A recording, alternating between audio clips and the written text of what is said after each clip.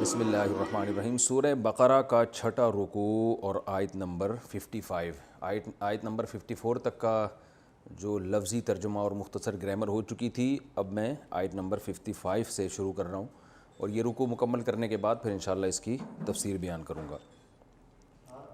وَإِذْ قُلْتُمْ، وَإِذْ کا معنی اور وہ واقعات کرنے کے قابل ہے۔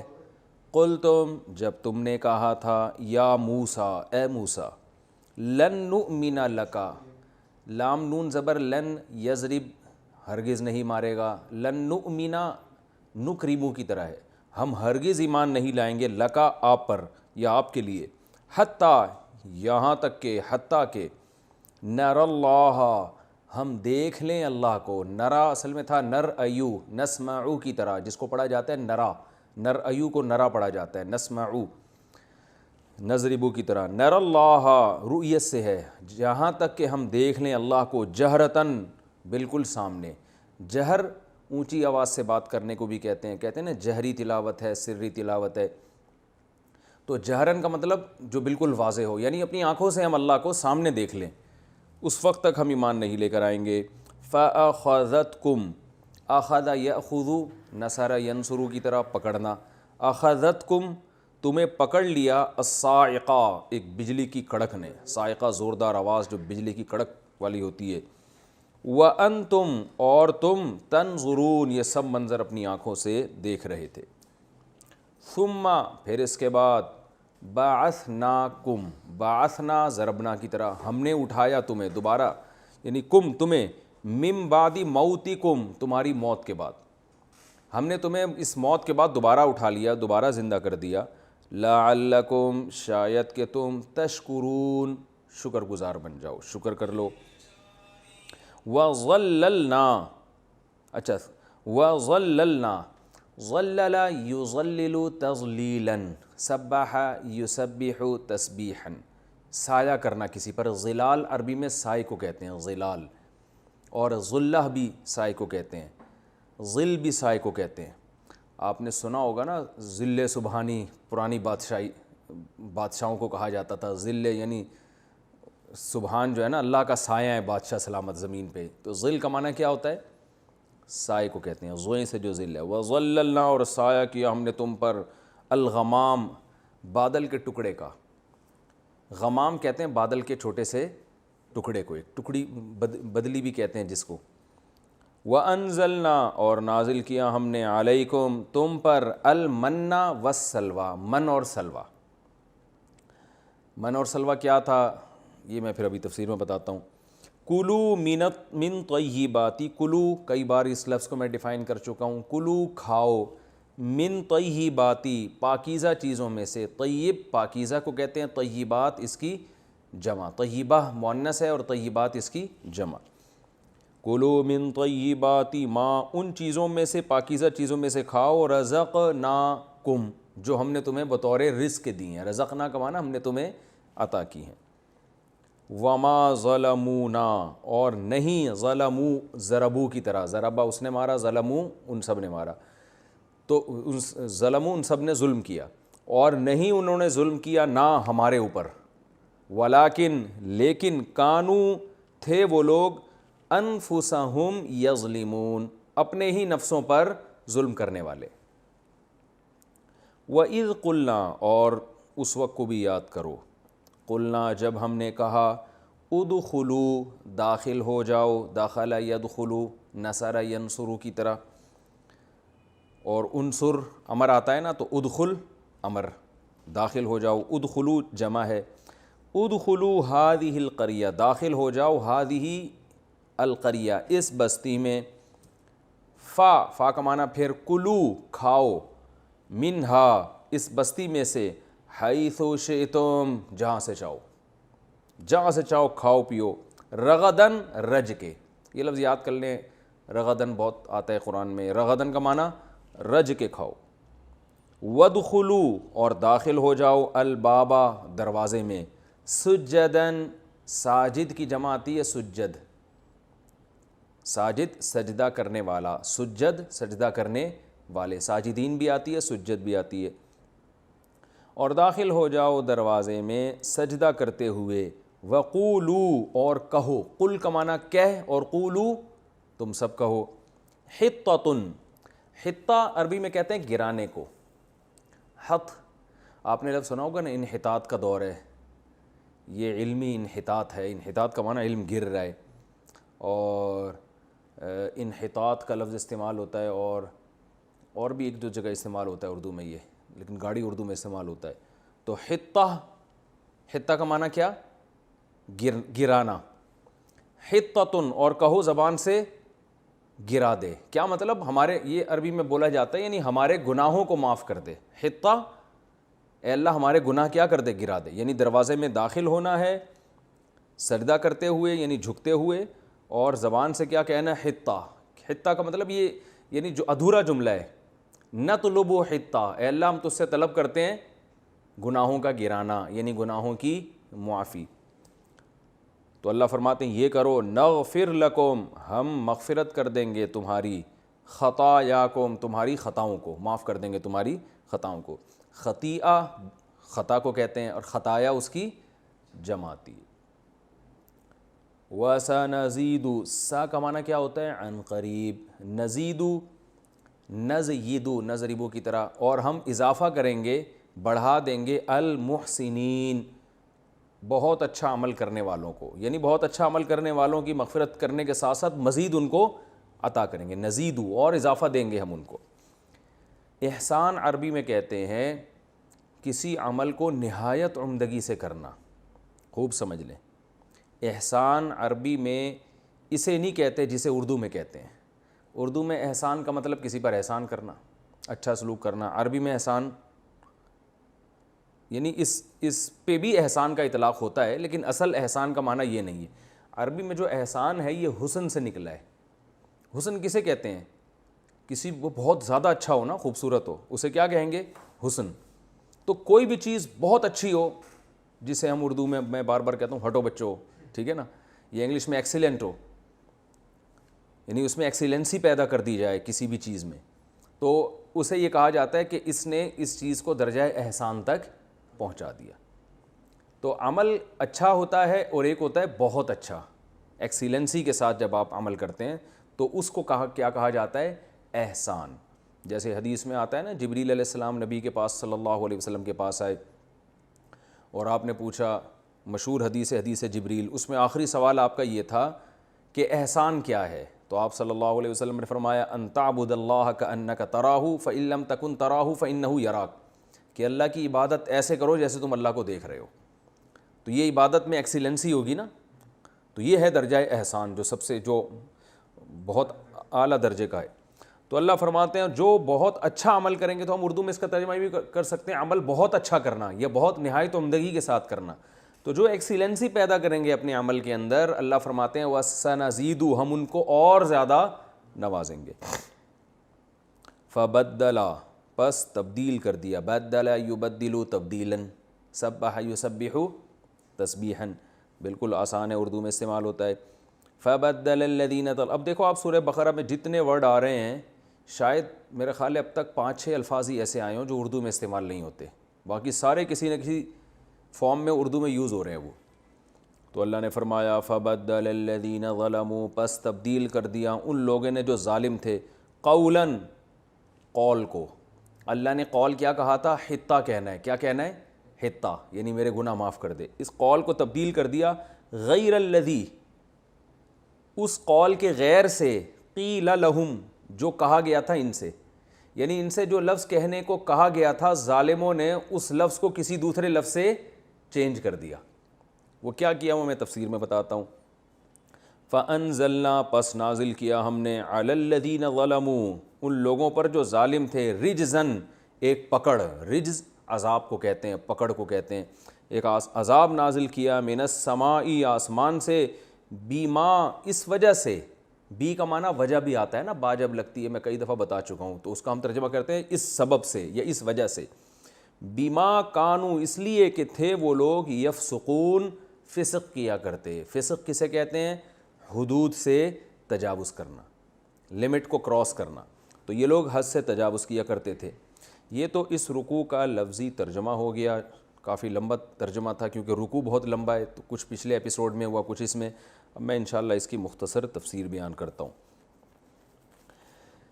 پچھلے رکوع میں جو چوتھا رکوع تھا،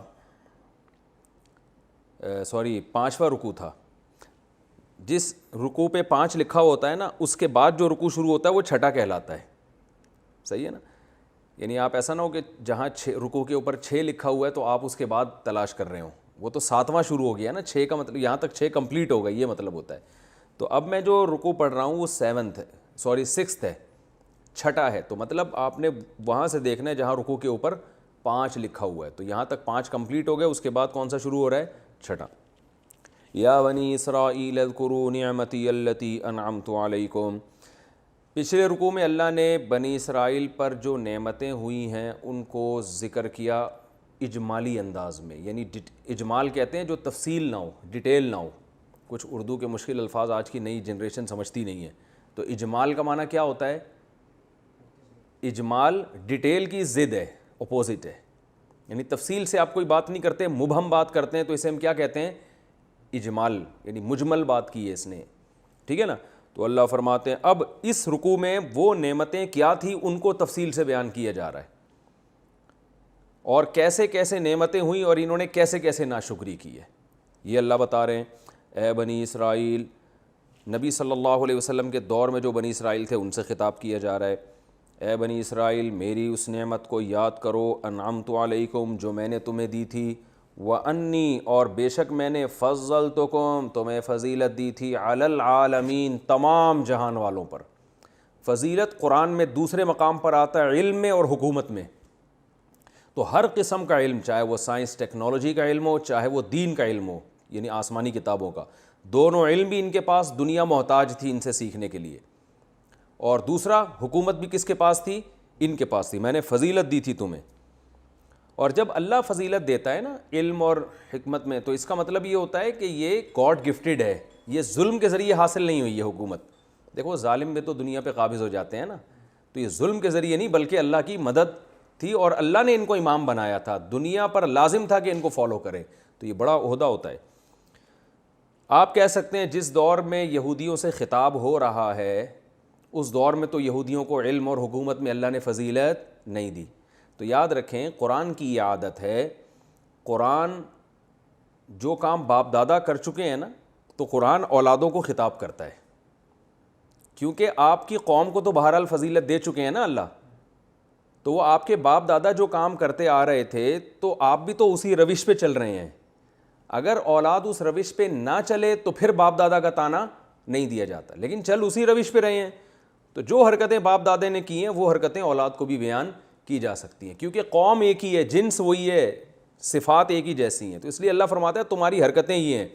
تو یہودی یہ نہیں کہہ سکتے یہ ہماری تھوڑی تو ہمارے ابا دادا کی تھی. تو بھائی تم بھی تو اسی روش پہ چل رہے ہو نا. تو من حیث القوم اب اللہ تمہیں فضیلت نہیں دے گا، کیونکہ من حیث القوم یعنی قوم ہونے کی حیثیت سے تمہیں بہت زیادہ نوازا جا چکا ہے ماضی میں، اور اس کے بعد تمہاری حرکتوں کی وجہ سے اب تم سے روحانی اور مادی اقتدار چھینا جا رہا ہے. تو اللہ فرماتے ہیں بنی اسرائیل، میری اس نعمت کو یاد کرو جو میں نے تم پر کی، اور میں نے تمہیں تمام جہان والوں پر فضیلت دی تھی. اس نعمت کو یاد کرو. اس یاد کرنے کا مقصد کیا ہے؟ شکر ادا کرو. اور شکر کیسے ہوگا؟ کہ اللہ کے پیغمبر پر ایمان لاؤ، اگرچہ اس میں تمہیں مالی نقصان ہو یا تمہاری عزت کم ہوتی ہو، لیکن ایمان لے کر آؤ.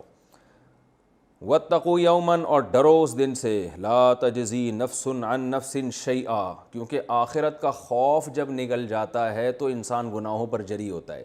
تو اس لیے اللہ کہہ رہے ہیں ایک دن آئے گا تمہیں حساب دینا پڑے گا. اس دنیا کی مستیوں کو مت دیکھو، اس دن سے ڈرو جس دن کوئی نفس کسی نفس کو بدلہ نہیں دے سکتا، کوئی کسی کے کام نہیں آ سکتا. یعنی جو گناہ لے کر آئے گا اس کو سزا بھگتنی پڑے گی. ان آیات کی روشنی میں مسلمانوں میں ایک فرقہ ایسا پیدا ہوا ہے جو یہ کہتا ہے کہ قیامت کے دن پیغمبر، شہداء اور علماء اور عام مسلمان کسی کی سفارش نہیں کر سکتے. اس قسم کی بہت ساری آیتیں قرآن میں جس میں آتا ہے کہ کوئی کسی کے کام نہیں آئے گا.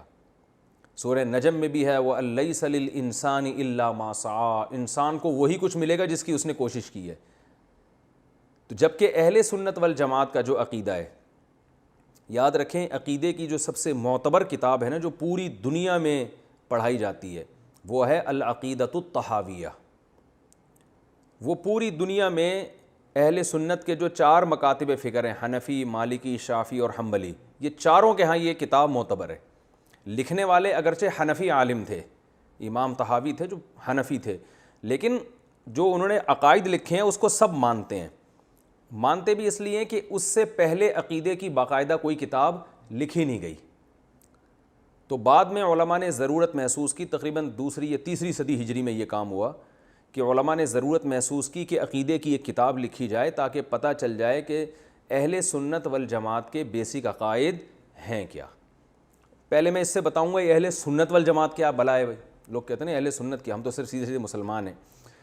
تو دیکھیں رسول اللہ صلی اللہ علیہ وسلم کے دور میں تو کوئی فرقہ نہیں تھا، سب نبی صلی اللہ علیہ وسلم کو فالو کرتے، پھر صحابہ آئے، تو صحابہ کرام کے بعد بلکہ صحابہ کا جو دور تھا نا اس میں خوارج پیدا ہونا شروع ہوئے، بلکہ یہ حضرت عثمان کے دور میں شروع ہو چکے تھے، جنہوں نے حضرت عثمان کو پھر شہید بھی کیا، اور یہ بڑے متعصب قسم کے ہوتے تھے اور دعوے بڑے بڑے کرتے تھے کہ ہم صرف قرآن کو مانتے ہیں۔ ان کا سب سے بڑا جرم یہ تھا کہ انہوں نے قرآن کو خود سے سمجھنے کی کوشش کی، صحابہ سے رہنمائی نہیں لی کہ صحابہ کیا کر رہے ہیں۔ تو یہ وہ لوگ تھے جنہوں نے حضرت عثمان کو قرآن کا نام لے کے اور دین کا نام لے کے شہید کر دیا، بغاوت کی ان کے خلاف، پھر حضرت علی کے خلاف یہ بغاوتیں کرتے رہے، اور حضرت علی رضی اللہ تعالی عنہ کی ان سے لڑائیاں ہوتی رہی ہیں، اور حضرت علی کے دور میں وہ احادیث پھر سامنے آئیں جن میں نبی صلی اللہ علیہ وسلم نے خوارج کو اس امت کے بدترین لوگ قرار دیا تھا۔ ان کی خاصیت یہ تھی کہ یہ بظاہر بڑے پرہیزگار ہوتے تھے، ان کی عبادتیں بڑی طویل ہوتی تھیں، روتے تھے نمازوں میں اور بہت تقوی دکھاتے تھے اور اللہ کا خوف اور اس طرح کی چیزیں بہت تھیں۔ حضرت علی رضی اللہ تعالیٰ عنہ کی حکومت کو ماننے سے انکار کر دیا۔ حضرت عباس جب ان کے پاس پہنچے تو انہوں نے کہا ان الحکم الا للہ، قرآن کہتے ہیں حکومت صرف کس کی ہے؟ اللہ کی۔ اب دیکھو قرآن کی آیت پڑھ رہے ہیں لیکن اس کا مفہوم غلط لے کے جا رہے ہیں۔ تو حضرت علی کو جب یہ پتہ چلا تو حضرت علی نے فرمایا کلمۃ حق ارید بها الباطل، کلمہ درست ہے مگر اس سے جو یہ مراد لے رہے ہیں وہ مراد غلط ہے۔ اس کا یہ مطلب تھوڑی کہ دنیا میں کسی کی حکومت نہیں ہوگی۔ تو یہ تھے اس طرح کے نا ایک مسلمانوں کے لیے آفت بن چکے تھے۔ تو اسی دور میں یہ پہلا فرقہ، پھر مزید فرقے پیدا ہوئے۔ ان تمام فرقوں میں قدر مشترک کیا چیز تھی؟ سارے حوالہ قرآن کا دیتے تھے، لیکن وہ ہٹ کیوں گئے قرآن و سنت سے؟ اس لیے کہ وہ قرآن کی وہ تفسیر جو لفظی آیتوں کو دیکھ رہے ہیں صحابہ کو درمیان سے نکال رہے ہیں۔ سب سے بڑا فالٹ ان میں یہ تھا۔ آج بھی جتنے آپ کو باطل فرقے نظر آئیں گے قرآن و حدیث کا لیبل بہت لگائیں گے لیکن صحابہ ان کی ڈکشنری سے غائب ہوں گے۔ تو قرآن و سنت کی ایسی تشریح کرنا جس پہ صحابہ کا عمل نہیں تھا وہ تشریح معتبر نہیں ہے۔ تو انہی میں آپ کو یہ شیعہ حضرات ہیں، رافضی، اور یہ پھر معتزلہ پیدا ہوئے، جہمیہ پیدا ہوئے، کسی نے تقدیر کا انکار کر دیا، اور کسی نے کہا کہ اب یہ جو عمان میں مسقط میں ایک فرقہ ہے جس کا نام یہ فرقہ بازیہ ہے، یہ کہتے ہیں کہ ایک یہ بھی سفارش کی نفی کرتے ہیں کہ آخرت میں کوئی سفارش کسی کی بھی نہیں کرے گا۔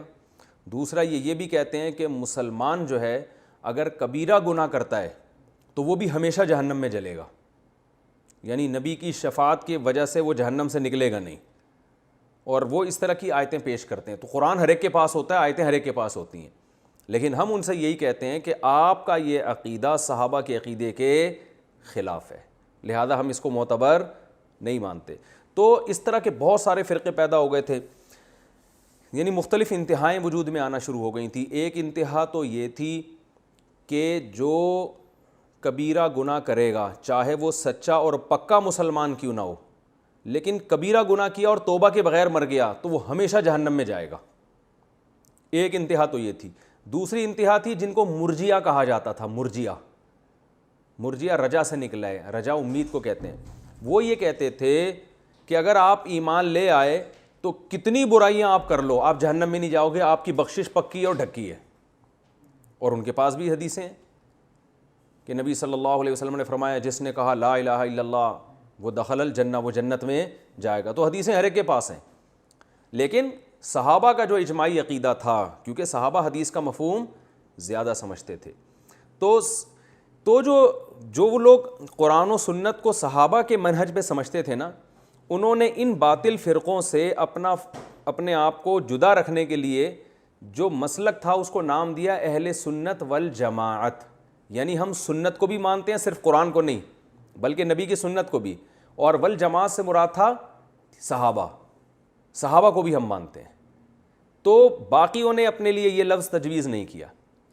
تو ہمارا اچھا یہ کیوں نہیں کہا کہ ہم مسلم ہیں یہ غیر مسلم؟ ان کو غیر مسلم نہیں قرار دیا گیا. یہ معتزلہ جو تھے، جو تقدیر کے منکر، اور ان میں کچھ لوگ ایسے تھے جو یہ کہتے تھے کہ ہمیشہ مسلمان بھی جہنم میں جلے گا اگر گناہ کر لیا اس نے، اور کچھ ایسے تھے جو کہتے تھے کہ مسلمان اگر گناہ بھی کر لے تو بس ایمان ہی کافی ہے آخرت میں بخشش کے لیے. تو ان کو کافر کیوں نہیں کہتے تھے؟ کافر اس لیے نہیں کہتے تھے کہ اسلام میں فقہا کا اس پر اجماع ہے کہ کسی کو کافر ہونے کا فتویٰ دینا آسان کام نہیں ہے، کیونکہ وہ زبان سے بہرحال اللہ کو اللہ مان رہا ہے اور رسول اللہ صلی اللہ علیہ وسلم کو آخری نبی مان رہا ہے.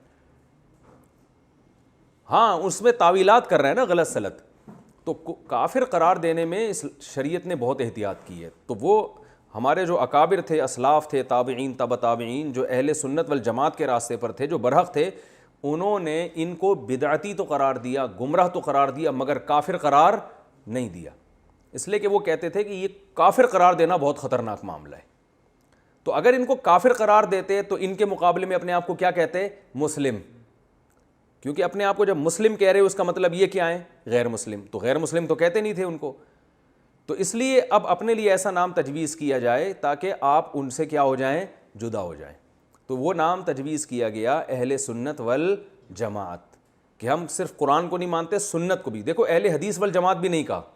حدیث میں اور سنت میں فرق ہے، کیونکہ حدیث نبی صلی اللہ علیہ وسلم کی بہت سی حدیثیں منسوخ ہیں، پھر وہ سنت نہیں کہلاتی. تو فقہا کی عادت ہوتی ہے کہ وہ یہ دیکھتے ہیں کہ نبی صلی اللہ علیہ وسلم کی کون سی حدیث ہے جس پر آپ نے اور صحابہ نے عمل کیا ہے، تو وہ حدیث قابل عمل ہوگی، تو اس کو سنت سے تعبیر کرتے ہیں. خیر، اہل سنت کیا؟ جماعت. جماعت سے مراد سب سے پہلے صحابہ، پھر تابعین، جن تابعین نے صحابہ کو فالو کیا. تو تیسری یا چوتھی صدی ہجری میں امام طحاوی رحمہ اللہ تعالیٰ، میرا خیال ہے تیسری صدی ہجری کے عالم ہیں، تیسری یا چوتھی کے ہوں گے، اسی کے اوائل میں، کیونکہ ہمیں عقیدہ طحاویہ پڑھے ہوئے بھی بہت، میرا خیال ہے 25 سال تو ہو گئے ہوں گے. تو امام طحاوی رحمہ اللہ تعالیٰ یہ اسماعیل مزنی ان کے شاگرد تھے، اور اسماعیل مزنی جو تھے یہ امام شافعی رحمہ اللہ تعالیٰ کے مسلک پر تھے. تو انہوں نے ان سے علم حاصل کیا. اس کے بعد یہ ان کو فقہ حنفی میں، یعنی فقہ حنفی انہوں نے قبول کر لیا، فقہ شافعی کو چھوڑ دیا. تو جب فقہ حنفی قبول کیا انہوں نے تو فقہ حنفی کے حق میں دلائل بہت لکھے. لیکن اس وقت انہوں نے ایک شاندار کام یہ کیا، تھے یہ بہت بڑے محدث، کام یہ کیا کہ اہل سنت والجماعت کے جو عقائد ہیں نا ان کو ایک کتاب میں جمع کر دیا. اچھا، اس کو نام انہوں نے اہل سنت والجماعت کے عقائد کا نہیں دیا، بلکہ انہوں نے نام اس کو یہ دیا کہ یہ وہ عقیدے ہیں جو امام ابو حنیفہ، امام ابو یوسف اور امام محمد کے ہیں، یعنی امام حنیفہ اور ان کے دونوں شاگردوں کے، کیونکہ یہ حنفی ہو گئے تھے، امام ابو حنیفہ کو فالو کرنے لگے تھے. لیکن امت نے دیکھا کہ بعینی ہی یہی عقائد تو سب کے ہیں نا اہل سنت والجماعت کے. تو اگرچہ انہوں نے لکھا یہ کہ یہ وہ عقائد ہیں جو ابو حنیفہ، ابو یوسف اور امام محمد کے ہیں، ھذا ما ذهب الیہ ابو حنیفہ و ابو یوسف و محمد رحمہم اللہ تعالی، اس طرح سے یہ کتاب شروع کرتے ہیں. لیکن وہ کتاب چونکہ وہ عقیدے چونکہ ساری امت کے وہی تھے، یعنی اہل سنت والجماعت کے، تو پھر پوری امت نے اسی کو فالو کیا، اور پوری دنیا میں سعودیہ کی یونیورسٹی میں پڑھائی جاتی ہے. پھر اس کی شروحات لکھی گئی، پھر شرح میں بعض لوگوں نے، کسی نے اپنے مطلب کی، کسی نے اپنے مطلب، لیکن بیسک بہرحال وہی ہے، عقیدہ العقیدۃ الطحاویہ جسے کہا جاتا ہے. تو وہ ایک کام یہ ہو گیا کہ اہل سنت والجماعت کے عقیدوں کی عقیدے کی بھی ایک کتاب لکھی گئی. اب کوئی بھی اس کتاب سے اگر انحراف کرتا ہے تو وہ اپنے آپ کو اہل سنت والجماعت میں داخل نہیں کر سکتا. آج یوٹیوب پہ بہت سے فتنہ پرست لوگ صحابہ کو برا بھلا کہہ رہے ہیں اور وہ کہتے ہیں ہم اہل سنت والجماعت میں داخل ہیں، حالانکہ وہ داخل نہیں ہے، کیونکہ العقیدہ طحاویہ میں لکھا ہے کہ کسی صحابی کی تنقیص کرنا یہ ہمارے نزدیک جائز نہیں ہے، اور اس کو پوری امت نے مانا ہے.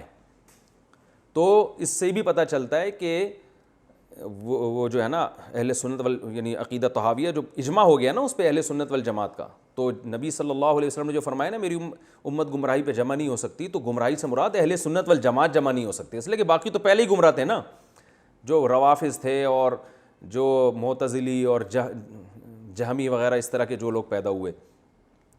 تو اب یہ ذہن میں رکھیں کہ العقیدہ الطحاویہ میں یہ بات لکھی ہوئی ہے اور ساری دنیا کے علماء اس کو مانتے ہیں کہ قیامت کے دن شفاعت ہوگی، کیونکہ اہل سنت والجماعت نے تمام حدیثوں کو فالو کیا، کسی ایک حدیث کو نہیں لیا، اور اس میں صحابہ نے ان حدیثوں کا مطلب کیا سمجھا ہے۔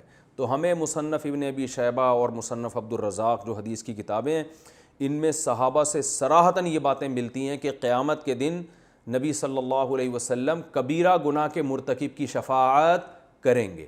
ہاں وہ ایک الگ بات ہے کہ اس کی آپ کی شفاعت کس درجے میں قبول ہو، بعض ایسے ہوں گے جو سزا بہت لمبی ہوگی مگر مختصر ہو جائے گی ان کی سزا، بعض ایسے ہوں گے جن کی سزا بالکل معاف ہو جائے گی، تو یہ ہوگی سفارش علماء کی بھی، حفاظ کرام کی بھی، شہداء کی بھی، یہ ہوگا۔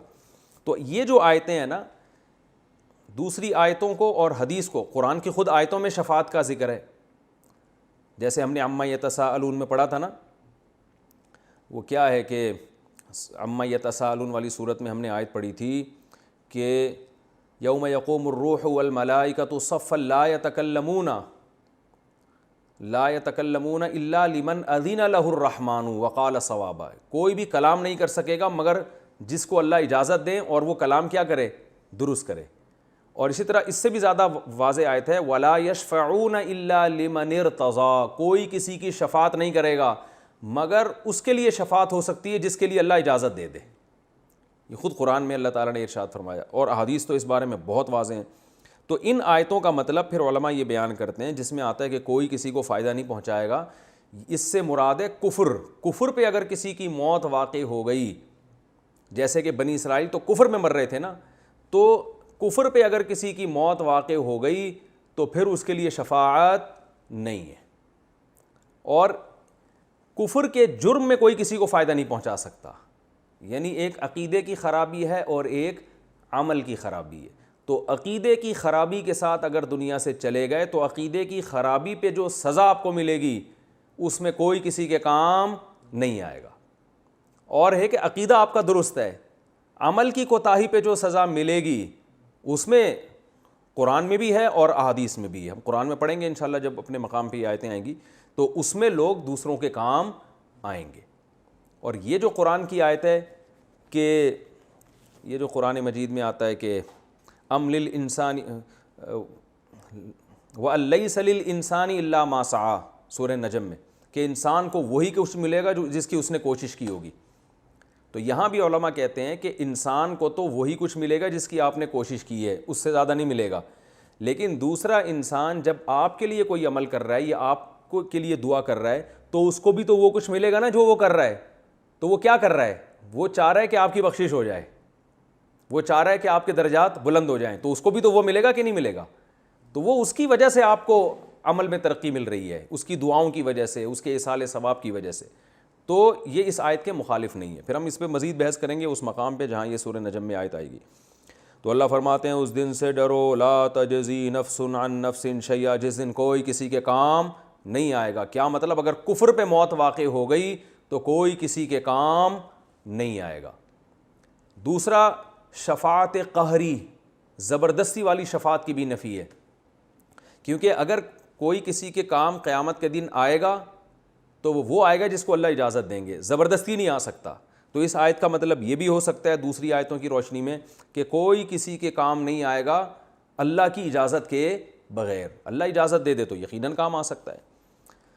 ولا يقبل منها شفاعۃ، اور کسی نفس کی طرف سے شفاعت قبول نہیں ہوگی۔ اس کے بھی دو مطلب ہیں۔ اب جہاں بھی آیتیں آئیں گی ان کے دو مفہوم خود بخود ان آیتوں میں داخل ہیں کہ کسی کے بھی شفاعت کام نہیں آئے گی، تو یہاں کسی سے مراد وہ نفس جس کی کفر میں موت واقع ہوئی ہو، اور دوسرا یا پھر شفاعت سے مراد ہے وہ شفاعت جو زبردستی کی ہو، تو یہ والی شفاعت نہیں ہوگی۔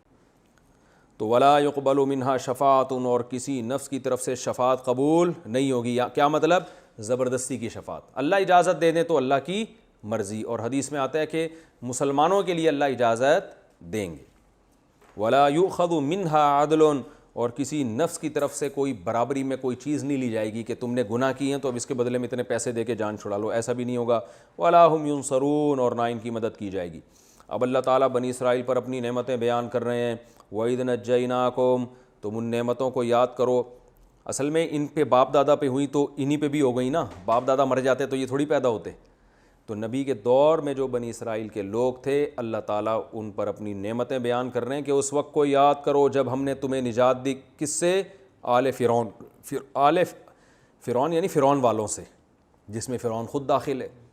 آل کا لفظ جب عربی میں استعمال ہوتا ہے، آل رسول یا آل فلان، تو اہل لغت کہتے ہیں اس میں وہ خود بندہ بھی داخل ہوتا ہے۔ جیسے کہتے ہیں آل علی، تو اس میں حضرت علی بھی داخل ہیں۔ آل رسول میں حضرت رسول بھی داخل ہیں۔ آل عمر میں حضرت عمر بھی داخل۔ تو آل فرعون میں فرعون خود داخل ہے، فرعون بھی اور اس کے جو ارد گرد بیٹھا کرتے تھے لوگ۔ تو اللہ فرماتے ہیں ہم نے تم کو نجات دی فرعون سے۔ تو وہی بات کہ باپ دادا کو نجات دینا، قوم کو نجات دی نا، تو جو قوم کے پر احسان ہوتا ہے تو پوری قوم اس میں شامل ہوتی ہے۔ تو اس لیے اللہ فرماتے ہیں، یعنی یہ بنی اسرائیل نہیں کہہ سکتے کہ ہم تو تھے ہی نہیں اس زمانے میں، ہمیں تھوڑی نجات دی ہے، تو قوم تو وہی تھی نا۔ تو اس لیے اللہ احسان گنوا رہے ہیں۔ اور اس وقت کو یاد کرو جب ہم نے تمہیں نجات دی آل فرعون سے، یسومونکم سوء العذاب، جو تمہیں بہت برا عذاب چکھاتا تھا۔ یذبحون ابناءکم، تمہارے بیٹوں کو ذبح کر دیا کرتا تھا۔ وَيَسْتَحْيُونَ نِسَاءَكُمْ، تمہاری عورتوں کو زندہ رکھتا تھا۔ اب دیکھیں یہ اللہ عذاب بیان کر رہے ہیں کہ بیٹوں کو مار دینا، عورتوں کو زندہ چھوڑ دینا۔ سوال یہ پیدا ہوتا ہے کہ عورتوں کو زندہ چھوڑ دینا تو احسان تھا نا، تو یاد رکھو ایسے موقع پہ احسان نہیں ہے۔ جو بھی غیرت مند قوم ہوتی ہے نا، جن میں جوان مرد جب مرتے ہیں تو ان کو سب سے زیادہ فکر اپنے پیچھے عورتوں کی ہوتی ہے کہ ان کا بنے گا کیا، ان کی عزت محفوظ رہے گی یا نہیں رہے گی۔ تو ان کی خواہش ہوتی ہے کہ یار ہم مریں تو یہ بھی مریں۔ تو مردوں کو مار کے عورتوں کو زندہ چھوڑ دینا یہ کسی غیرت مند قوم کے لیے بہت بڑی ذلت کی بات ہوتی ہے۔ تو یہ اللہ فرماتے ہیں یہ یا تو دونوں کو زندہ چھوڑتے، لیکن بیٹوں کو سب کو مار دینا اور عورتوں کو، کیونکہ عورتیں جب زیادہ ہو جاتی ہیں اور مرد سارے ختم ہو جاتے ہیں تو ان کو عزتیں محفوظ نہیں ہوتی، کمانے کے لیے ان کے پاس کوئی ذرائع اور وسائل نہیں، لڑ نہیں سکتی وہ، تو قوم کیا ہو جاتی ہے؟ کمزور۔ تو یہ بہت بڑی ذلت کی بات ہوتی ہے۔ تو اللہ فرماتے ہیں وہ تمہاری عورتوں کو زندہ چھوڑ دیتے تھے اور بیٹوں کو مار دیا کرتے تھے۔ وَفِي ذَلِكُمْ بَلَاءٌ مِّن رَّبِّكُمْ عَظِيمٌ، تمہارے رب کی طرف سے بہت بڑی آزمائش تھی، لیکن اللہ نے احسان کیا تمہیں اس آزمائش سے نکال دیا۔ تو کتنا بڑا احسان ہے اللہ کا تمہارے اوپر، اب تم بھی پیغمبر پر ایمان لاؤ۔ وَإِذْ فَرَقْنَا بِكُمُ الْبَحْرَ، اس وقت کو بھی یاد کرو جب ہم نے سمندر کو چیر ڈالا تھا۔ فرعون بھاگ رہا تھا نا تمہارے پیچھے پیچھے، اللہ نے حکم دیا بنی اسرائیل کو راتوں رات نکل جاؤ، تو نکل گئے، فرعون بھی پیچھے آ گیا۔ تو بنی اسرائیل کہنے لگے اے موسیٰ مروا دیا آپ نے تو ہمیں، قرآن میں اسی طرح انا لمدرکون، ہم تو پکڑے گئے۔ تو اللہ فرماتے ہیں ہم نے کیا کیا، کتنا بڑا معجزہ دکھایا، سمندر کو دو حصوں میں تقسیم کر دیا۔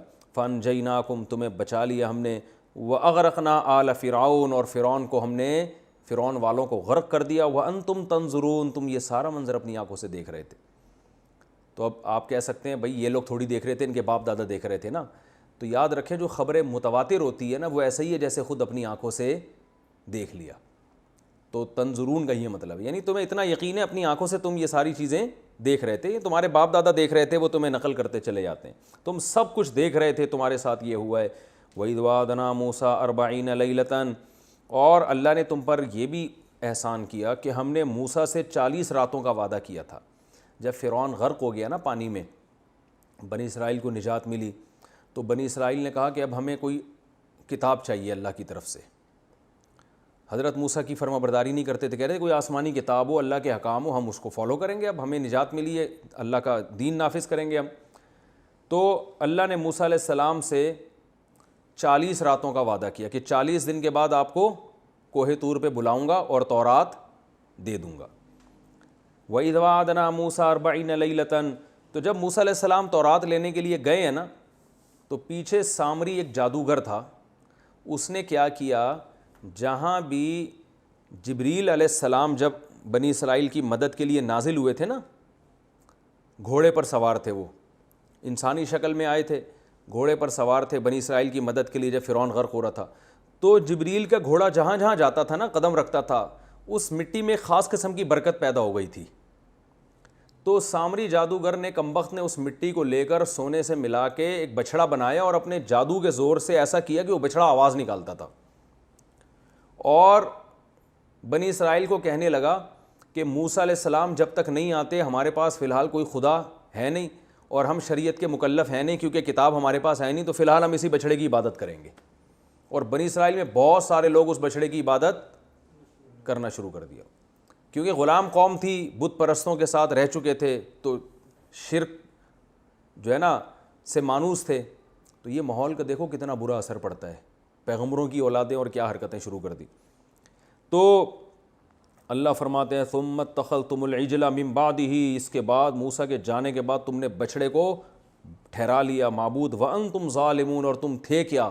ظلم کرنے والے، یعنی بہت بڑا ظلم کر رہے تھے تم یہ بچھڑے کی عبادت کر کے.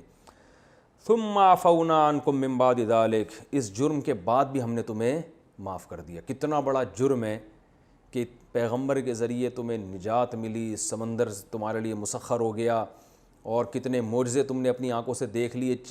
تھوڑے دن کے لیے موسیٰ علیہ السلام گئے اور پیچھے یہ بہانہ بنایا بنی اسرائیل نے کہ ابھی تو ہم شریعت کے مکلف ہی نہیں ہیں نا بھائی، ابھی تو کتاب آئے گی تو اس میں جو لکھا ہوگا عمل کریں گے، کتاب تو ہے ہی نہیں ہمارے پاس. حالانکہ بھائی عقیدہ تو وہ تو ویسے ہی صحیح رکھنا ضروری ہے، شرک سے تو ویسے بھی بچنا ضروری ہے.